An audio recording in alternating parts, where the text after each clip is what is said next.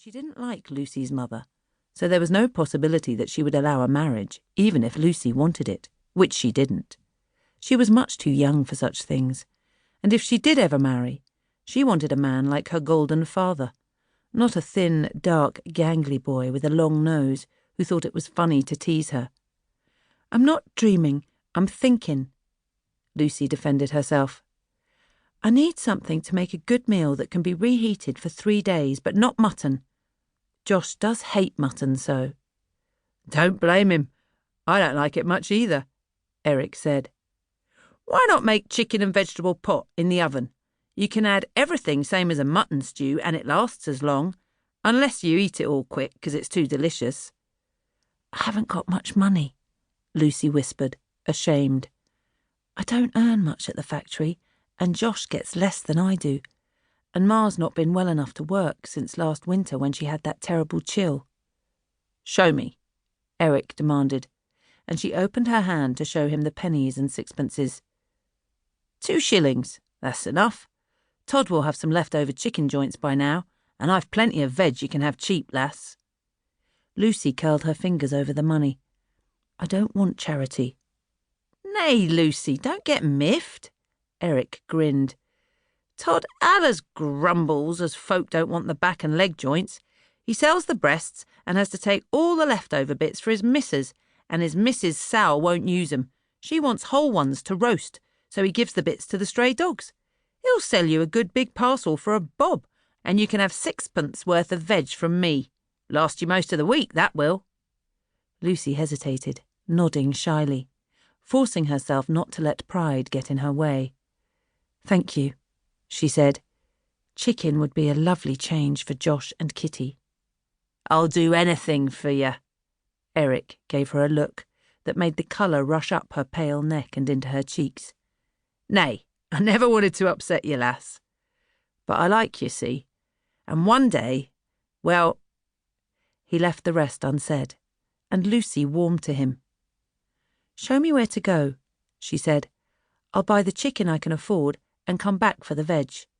"I'll come with you, 'cause Todd can be a surly bugger, but he likes me." He signalled to one of the other Barrow boys to keep an eye on his stall and joined her. "Thank you," Lucy said, because she hated asking stallholders for their bargains.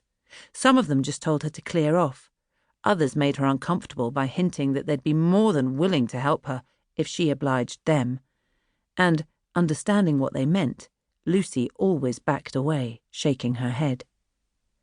She was innocent, and yet, brought up in the rough streets that surrounded the East India Docks, she could not be unaware of the realities of life, of the whores who paraded up and down outside the taverns on a Friday and Saturday night, flaunting their almost naked breasts, hoping to relieve the men of a few shillings from their pay before it all went on drink.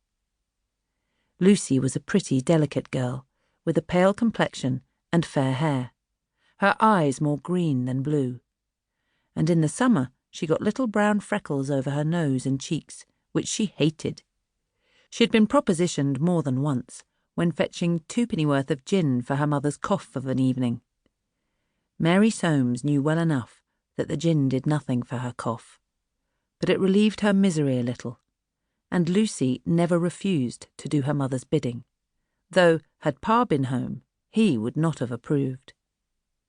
Now she walked beside Eric to the stall where the big, red-faced butcher was busily chopping up a chicken for a customer.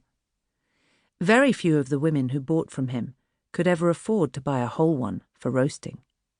However, the large boiling fowls that made up the biggest part of his stock were always available, and Todd obliged his customers by dividing them into segments. Eric hadn't quite told Lucy the truth when he said Todd had to take the worst cuts home at the end of the day, because there was always someone willing to pay a few coppers for a parcel of bits and pieces. "What do you want then, little toad?" Todd asked Eric.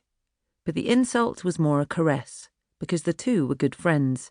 "My friend Lucy wants chicken she can make into pot meals for her family," Eric said, and gave him a wink. "What have you got for a bob?"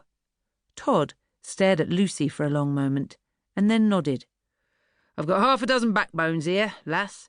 3 thighs, 4 drumsticks, and 6 wings. My missus won't use 'em."